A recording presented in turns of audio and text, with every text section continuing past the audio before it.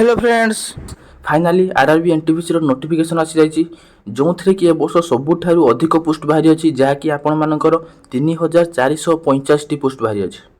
एथे योग्यता मात्र 12th क्लास पास रही अच्छी एवं जदि आपण मानकर बयस 18 वर्ष अधिक होता है ताहले आपण माने जॉब रे अप्लाई करि परिबे। एथे अप्लाई डेट केते रही अच्छी, सैलरी केते आपण मानकु मिलिबो, यार एग्जाम डेट कोन रही अच्छी, एग्जाम रो पैटर्न कौन रही अच्छी, एग्जाम रो क्वेश्चन कौन आसीबो, सिलेबस कौन रही अच्छी, एग्जाम मेडिकल टेस्ट हो ना नहीं एवं डॉक्यूमेंट वेरिफिकेशन रे कौन डॉक्यूमेंट दरकार सबू किछि आज रो ही वीडियो रे आपण माने जानि परिबे। तो आ विलंब न करी चलंतु वीडियो को स्टार्ट करिया। तो फ्रेंड्स प्रथम मु कहि रखुची एही जॉब टी आपण मानकर मेनली दुई प्रकार पोस्ट रे बाहर अछि। प्रथम होछि आपण मानकर अंडर ग्रेजुएट पोस्ट जो थरे कि जदि आपण माने +2 किंबा 12th क्लास पास करिसंती ताहले आपण माने अप्लाई करि परिबे। आ गोटे होछि आपण मानकर ग्रेजुएट लेवल पोस्ट बा पोस्ट ग्रेजुएट लेवल पोस्ट जो थरे जदि आपण माने +3 बा एनी ग्रेजुएट कोर्स करिसंती ताहले आपण माने अप्लाई करि परिबे। तो चलंतु हम प्रथम देखिबा अंडर ग्रेजुएट कोर्स से कौन रही अच्छी। RRB NTPC under graduate recruitment 2024 apply online 3445 post. तो फास्ट आप देखिपे 12th क्लास 12th क्लास पास कर 12th क्लास पास अप्लाई ना एथरे अप्लाई करि परिबे। टाइप ऑफ जॉब जदि आप देखा तो यह रेगुलर बेसिस जॉब रही अच्छी, आपण मैंने रेगुलर बेसिस काम करेंगे जॉब रे। कैटेगोरी आप देखिए आपण रेलवे जॉब रही अच्छी, रेलवे काम अच्छे आप नेम ऑफ दी पोस्ट आप नॉन टेक्निकल पोस्ट आप काम करेंगे।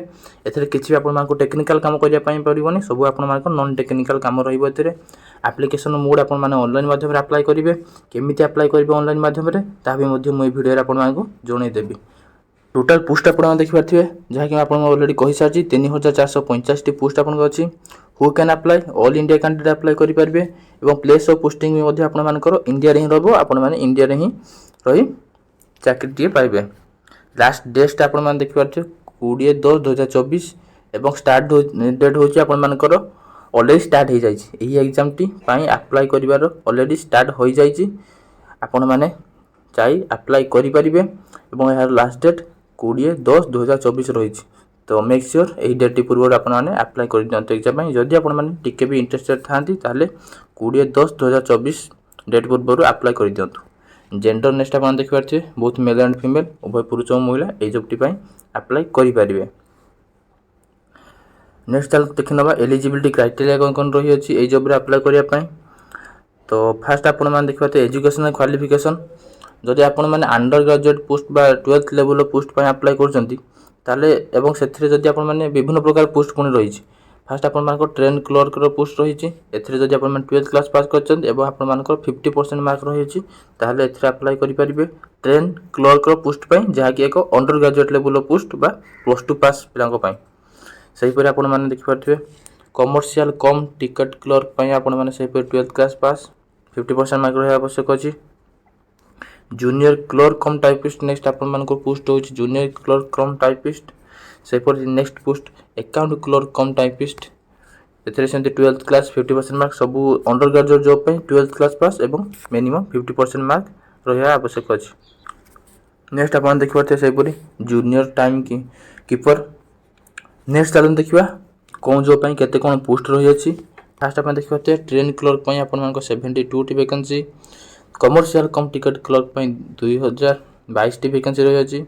जूनियर क्लर्क कम टाइपिस्ट 990 और सहीपरि account clerk cum typist 361 post आप रही अच्छी। टोटाल आप 3485 पोस्ट। नेक्स्ट देखना एज लिमिट विषय एज लिमिट केते कौन दरकार अच्छे जॉब अप्लाई करने। मिनिमम एज आप 18 वर्ष रही आवश्यक अच्छी और मैक्सिमम एज सहीपरि 33 वर्ष रही आवश्यक अच्छी। जदि आप ओबीसी बैकग्राउंड बिलोंग करते आपको 3 वर्षर एज रिलैक्सेशन मिल। जदि आप बयस 18 वर्ष रु 36 वर्ष होता है और आप ओबीसी बैकग्राउंड बिलोंग करते आपने जॉब रे अप्लाई करेंगे। सहीपरि SC ST PWD मान 5 वर्ष age relaxation, ex service man मान 5 वर्ष एज रिलैक्सेशन मिल। नेक्स्ट देखना सैलरी विषय सैलरी केते कौन कौन जॉब रे कौन पोस्ट केते सैलरी मिलूँ चलो देखना। तो ट्रेन क्लर्क आप देखिपे 19,900 आपको 63,200 पर्यंत सैलरी मिल जहाँकि हूँ एक लेवल 2 सैलरी। सेपरि कमर्शियल कम क्लर्क आपको 21,700 रु 69,100 ଟଙ୍କା ପର୍ଯ୍ୟନ୍ତ ମିଳିବ। ନେକ୍ସଟ ଆପଣମାନଙ୍କ ସେହିପରି ଜୁନିୟର କ୍ଲର୍କ କମ୍ ଟାଇପିଷ୍ଟ ପାଇଁ 19,900ରୁ 63,200 ଟଙ୍କା ପର୍ଯ୍ୟନ୍ତ ମିଳିବ। ଆକାଉଣ୍ଟ କ୍ଲର୍କ କମ୍ ଟାଇପିଷ୍ଟ ପାଇଁ 19,900ରୁ 63,200 ଟଙ୍କା ପର୍ଯ୍ୟନ୍ତ ମିଳିବ, ଯାହାକି ଏକ ଲେବୁଲ୍ 2ର ଆପଣମାନଙ୍କର ସାଲାରୀ ରହିଅଛି ଏହା।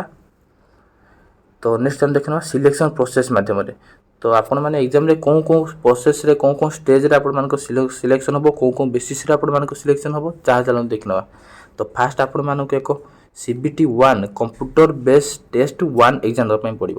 CBT 1 ଏକ୍ଜାମ୍ ଆପଣମାନେ ଦେବେ। ସେଥିରେ ଯଦି ଆପଣମାନେ କ୍ୱାଲିଫାଇ କରୁଛନ୍ତି, ନେକ୍ସଟ ଆପଣମାନଙ୍କ CBT 2 computer base test 2 exam ହେବ। ନେକ୍ସଟ ଆପଣମାନଙ୍କ ଟାଇପିଂ ସ୍କିଲ୍ ଟେଷ୍ଟ ହେବ, ଯାହାକି ସବୁ ପୋଷ୍ଟ ପାଇଁ ହେବନି, ଆପଣମାନଙ୍କ କିଛି ସ୍ପେସିଫିକ୍ ପୋଷ୍ଟ ପାଇଁ ହେବ। କେଉଁ ପୋଷ୍ଟ ପାଇଁ ହେବ ତାହା ମୁଁ ମଧ୍ୟ କହିଦେବି ଏ ଭିଡ଼ିଓରେ। ଟାଇପିଂ ସ୍କିଲ୍ସ ଟେଷ୍ଟ କିଛି ସ୍ପେସିଫିକ୍ ପୋଷ୍ଟ ପାଇଁ ହେବ, ଯେଉଁଥିରେ ଆପଣମାନେ ଆପ୍ଲାଏ କରିଛନ୍ତି। ସେହିପରି ଆପଣମାନେ ନେକ୍ସଟ ଦେଖିବେ କମ୍ପ୍ୟୁଟର ବେସ୍ଡ ଆପ୍ଟିଟ୍ୟୁଡ୍ ଟେଷ୍ଟ ହେବ, ଯାହାକି ଆପଣମାନଙ୍କ only for traffic assistant and station master. ଯଦି ଆପଣମାନେ ଟ୍ରାଫିକ୍ ଆସିଷ୍ଟାଣ୍ଟ ଏହି ଦୁଇଟି ହେଉଛି ଆପଣମାନଙ୍କ ପୋଷ୍ଟ ଗ୍ରାଜୁଏଟ୍ ପୋଷ୍ଟ। ଯଦି ଆପଣମାନେ +3 ପାସ୍ କରିଛନ୍ତି ତାହେଲେ ଆପଣମାନେ ଚାହିଁଲେ ଏହି ଦୁଇଟି ପୋଷ୍ଟରେ ଆପ୍ଲାଏ କରିପାରିବେ। ଏବଂ ଏଥିରେ ଆପଣମାନଙ୍କୁ କମ୍ପ୍ୟୁଟର ବେସ୍ଡ ଏକ ଆପ୍ଟିଟ୍ୟୁଡ୍ ଟେଷ୍ଟ ଏକ ଏକ୍ସଟ୍ରା ଏକ୍ଜାମ୍ ଆପଣମାନଙ୍କୁ ଦେବା ପାଇଁ ପଡ଼ିବ, ଯଦି ଆପଣମାନେ ଏହି ଦୁଇଟି ପୋଷ୍ଟରେ ଆପ୍ଲାଏ କରୁଛନ୍ତି। ନେକ୍ସଟ ଆପଣମାନେ ସବୁ ଯେତେବେଳେ କ୍ୱାଲିଫାଇ ହୋଇଯିବେ ଦୁଇଟି କମ୍ପ୍ୟୁଟର ବେସ୍ଡ ଟେଷ୍ଟ, ଏବଂ ଯଦି ଆପଣମାନଙ୍କ ସ୍କିଲ୍ ଟେଷ୍ଟ ଅଛି ସ୍କିଲ୍ ଟେଷ୍ଟ ଏବଂ computer based test aptitude test ଅଛି, এই ଦୁଇଥିରେ କ୍ୱାଲିଫାଇ ହୋଇସାରିଲା ପରେ ଆପଣମାନଙ୍କୁ ଏକ ଡକୁମେଣ୍ଟ ଭେରିଫିକେସନ୍ କରିବା ପାଇଁ ପଡ଼ିବ। କ'ଣ କ'ଣ ଡକୁମେଣ୍ଟ ଦରକାର ତାହା ବି ମଧ୍ୟ ମୁଁ ଜଣାଇଦେବି এই ଭିଡ଼ିଓରେ ଡକୁମେଣ୍ଟ ଭେରିଫିକେସନ୍ ଟାଇମ୍ରେ। ନେକ୍ସଟ ଆପଣଙ୍କୁ ଶେଷରେ ଏକ ମେଡ଼ିକାଲ ଟେଷ୍ଟ ଦେବା ପାଇଁ ପଡ଼ିବ, ଠିକ୍ ଅଛି। ତ ଏକ୍ଜାମ୍ ପ୍ୟାଟର୍ନ ଚାଲନ୍ତୁ ଦେଖିନେବା କେମିତି କ'ଣ ରହିଛି ଏକ୍ଜାମ୍।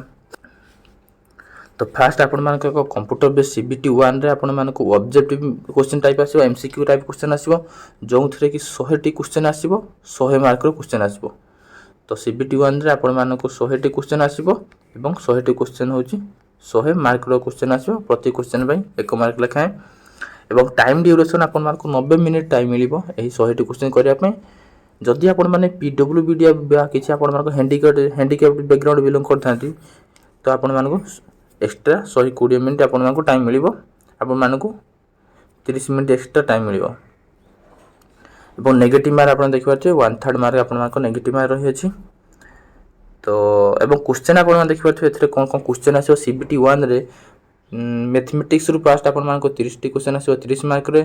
ସେହିପରି ଜେନେରାଲ ଇଣ୍ଟେଲିଜେନ୍ସ ଆଣ୍ଡ ରିଜନିଂରୁ 30ଟି କ୍ୱେଶ୍ଚିନ୍ 30 ମାର୍କ, ଜେନେରାଲ ଆୱାରନେସ୍ରୁ 40ଟି କ୍ୱେଶ୍ଚିନ୍ 40 ମାର୍କ। ଟୋଟାଲ୍ ଆପଣମାନଙ୍କର 30 + 30 + 40 ଟୋଟାଲ୍ 100 ମାର୍କ।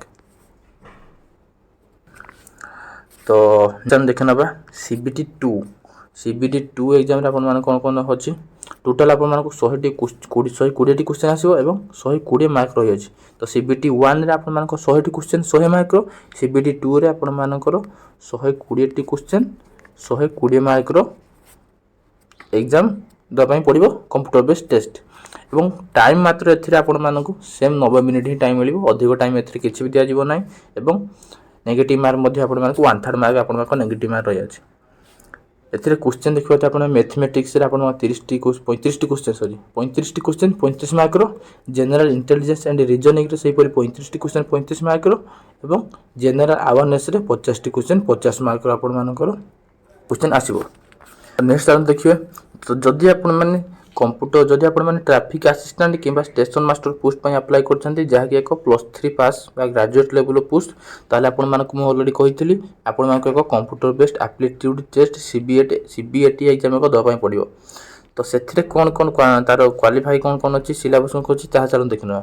ଫାଷ୍ଟ ଆପଣମାନଙ୍କୁ ସେଇ ଏକ୍ଜାମ୍ଟିରେ CBAT ଏକ୍ଜାମ୍ରେ ଆପଣମାନଙ୍କୁ ମିନିମମ୍ ଆପଣ ଖାଲି ଜଷ୍ଟ କ୍ୱାଲିଫାଇ କରିବାର ଅଛି। ଆପଣମାନଙ୍କୁ କିଛି ବି ହାଇ ସ୍କୋର ମାର୍କ ଦରକାର ନାହିଁ, ଆପଣମାନଙ୍କୁ କେବଳ କ୍ୱାଲିଫାଇ କରିବା ପାଇଁ ପଡ଼ିବ ଏବଂ ମିନିମମ୍ ଆପଣମାନଙ୍କୁ 42 ମାର୍କ ଆଣିବା ପାଇଁ ପଡ଼ିବ। ତ ଏଥିରେ ଆପଣମାନେ ନେକ୍ସଟ ତାପରେ ଦେଖିପାରୁଥିବେ ଏକ୍ଜାମ୍ଟି ଆପଣମାନଙ୍କ ଇଂଲିଶ ଏବଂ ହିନ୍ଦୀ ଲାଙ୍ଗୁଏଜ୍ରେ ଆପଣମାନଙ୍କ ଏକ୍ଜାମ୍ଟି ହେବ। ଏବଂ ମାତ୍ର ଏହି ଏକ୍ଜାମ୍ରେ କ'ଣ କ୍ୱେଶ୍ଚିନ୍ ଆସିବ ତାହା କିଛି କୁହାଯାଏ ନାହିଁ, ମେନସନ୍ କରାଯାଏ ନାହିଁ। ଏହା ଦେଖିପାରୁଥିବେ କମ୍ପ୍ୟୁଟର ବେସ୍ଡ ଆପ୍ଟିଟ୍ୟୁଡ୍ ଟେଷ୍ଟ ଆପଣଙ୍କ ହେବ, ଯେଉଁଥିରେ ଆପଣଙ୍କ ନର୍ମାଲ ଆପ୍ଟିଟ୍ୟୁଡ୍ କ୍ୱେଶ୍ଚିନ୍ ଆସିବ, ମ୍ୟାଥମେଟିକ୍ସ ରିଲେଟେଡ୍ କିଛି କ୍ୱେଶ୍ଚିନ୍ ଆସିବ। ଏବଂ ଏଥିରେ ଆପଣମାନଙ୍କୁ ମିନିମମ୍ 42 ମାର୍କ ଆପଣମାନଙ୍କୁ ସିକ୍ୟୁର କରିବା ପାଇଁ ପଡ଼ିବ, ଯାହାକି ଜଷ୍ଟ କ୍ୱାଲିଫାଇ ନେଚରରେ ଆପଣଙ୍କ ମାର୍କଟି ରହିଅଛି। ଏବଂ କ୍ୱେଶ୍ଚିନ୍ ମୁଁ ତ ଅଲରେଡ଼ି କହିଗଲି ଆପଣମାନଙ୍କୁ ଇଂଲିଶ ଏବଂ ହିନ୍ଦୀରେ ଆପଣମାନଙ୍କୁ କ୍ୱେଶ୍ଚିନ୍ ଆସିବ। ନେକ୍ସଟ ଆପଣ ନର୍ମାଲାଇଜେସନ୍ ଜଷ୍ଟ କେବଳ ପାସ୍ କରିବାର ଅଛି ଏଥିରେ, ଏବଂ ଏଥିରେ ଆଉ କିଛି ଅସୁବିଧା ନାହିଁ। ଏବଂ ଏଥିରେ ଆପଣମାନଙ୍କର କିଛି ବି ନେଗେଟିଭ ମାର୍କ ରହିବ ନାହିଁ। नेक्स्ट चैनल देखिए आपने typing skill test post wise जदि मुझे आपको कही आपको टाइपिंग स्किल टेस्ट देवाई पड़ो किसी स्पेसिफिक पोस्ट आपको टाइपिंग देवाई पड़ो तो सही टाइपिंग से टाइपिंग टी आप केवल क्वालिफाई नेचर रही किसी एक्सपोर्ट करने किसी भी दरकार ना केवल क्वालिफाई नेचर आप एवं जदि आपण मैंने इंग्लीश रे टाइपिंग करूँ आपको 30 वर्ड पर मिनिट आप टाइपिंग करने पड़ो माने आपण मानक गोटे मिनिट रे 30 टी वर्ड आपण मानक टाइपिंग करने पड़ो कंप्यूटर रे जदि आपण मैंने ये सब स्पेसिफिक पोस्ट पे अप्लाई कर ठीक अच्छे से जदि आपण मैंने हिंदी रे टाइपिंग कर 25 वर्ड पर मिनिट से लिखापी पड़ो गोटे मिनिट रे 25 टी वर्ड आपको लिखापी पड़ो जदि आप हिंदी रे टाइपिंग कर चलो देख ना अप्लाई फीस विषय कौन कौन आपको जॉब अप्लाई करने केते कौन फीस लगे फास्ट जनरल कैंडिडेट आपको 500 टका फीस लगे से ईडब्ल्यूएस कैंडिडेट 500 टका ओबीसी कैंडिडेट 500 टका तो जनरल ईडब्ल्यूएस और ओबीसी कैंडिडेट 500 टका फीस लगुच मात्र पीएचडी किंबा फीमेल कैंडिडेट 250 टका एससी 250 टका आपको अप्लाई फीस लगे।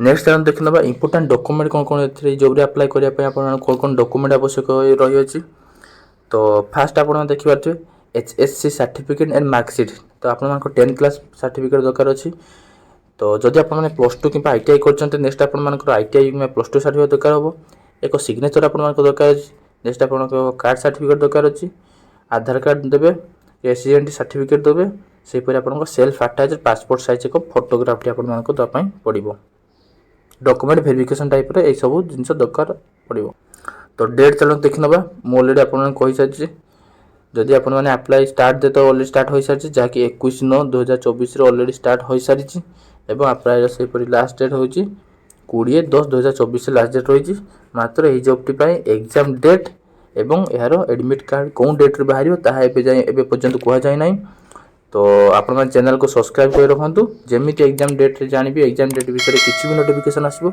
मुझे तुरंत जनईदेवी और आपने जानीपारे तो सेपर एग्जाम डेट और एडमिट कार्ड विषय जो जानापी चाहते चैनल को सब्सक्राइब कर रखु जहाँद्वारा आपने खूब शीघ्र जानीपारे कि एग्जाम कौन डेट अच्छी और एडमिट कार्ड यार कौन डेट्रे आसो जमी एडमिट कार्ड आसो मुझे एडमिट कार्ड बाहर कर देखीदेवी केमी एडमिट कार्ड आप डाउनलोड करेंगे। तो फ्रेंड्स आप देखिए यह हूँ RRB NTPC official notification PDF तो ये पीडीएफ रे फास्ट हम देखिए government of India ministry of railway recruitment board तो ये पीडीएफ टे सब किसी आपको दि जाए डिटेल्स केमती कौन इंपोर्टेंट सब किसी आपको दि जाए फास्ट आप देखिए डेट सब दि जाए तो पब्लिश डेट है 20/9/2024 आप पब्लिश कराला तो ओपनिंग डेट 21 आप स्टार्ट हो एग्जाम अप्लाई करने तो सेपरी क्लोजिंग डेट आप 20/10/2024 पर्यंत रोचे सब किसी पीडीएफ देखिपारे सब पोस्ट कौन कौन पोस्ट देखिपारे सब सालारी फालारी आपको मोर अलरेडी कही सारी एज केते कौन रही अच्छी केते कौन टोटाल पोस्ट बाहरी तो सब किसी तुम आपको कही सारी आपड़ी अप्लाई जॉब अप्लाई कर अप्लाई करने पूर्व ये पीडीएफ टी को पढ़ी ने कौन कौन खाली इंपोर्टेंट दि जाए पीडीएफ रे सब किसी कौन पढ़ी ने मेडिकल टेस्ट केमती कौन हम सब किसी दि जाए तो जब मुझे सब किसी डिटेल्स कहूँ जी ताल वीडियो तो बहुत लंबा हो तो जदि आपने पीडीएफ टी को पाइबा चाहते तले डिस्क्रिप्शन में मो व्हाट्सएप से तार लिंक प्रोवाइड कर देती मुझे पीडीएफ टी को प्रोवाइड करदेवी कि Telegram channel link T provide कर देती तो आपने जाए जॉइन करूँ मुझे पीडीएफ टी को व्हाट्सएप चैनल कि टेलीग्राम चैनल ये पीडीएफ टी को प्रोवाइड करदेवी आपने जाए डाउनलोड कर पीडीएफ टी को देखिपारे तो यह जॉब टी विषय आरआरबी यदि आप चाहते जॉब अप्लाई करने केमती कौन जानना अप्लाई करेंगे घरे बस अप्लाई करने चाहते मोबाइल मध्यम अप्लाई करने चाहते मात्र जापारे केमती कौन अप्लाई करेंगे जॉब टी विषय तो तले कमेंट बॉक्स में कमेंट करूँ जदि एवं वीडियो को लाइक कर दिंतु तो जदि अधिक पिला देखिले जदि अधिक पिला कमेंट कर लाइक कर अप्लाई करने जॉब टी विषय डिमांड कर एक वीडियो नहीं आसबि ये केमिति आपण माने आरआरबी एनटीपीसी जॉब अप्लाई करेंगे घरे बसी मोबाइल माध्यम केमिति अप्लाई करेंगे ठीक अच्छे।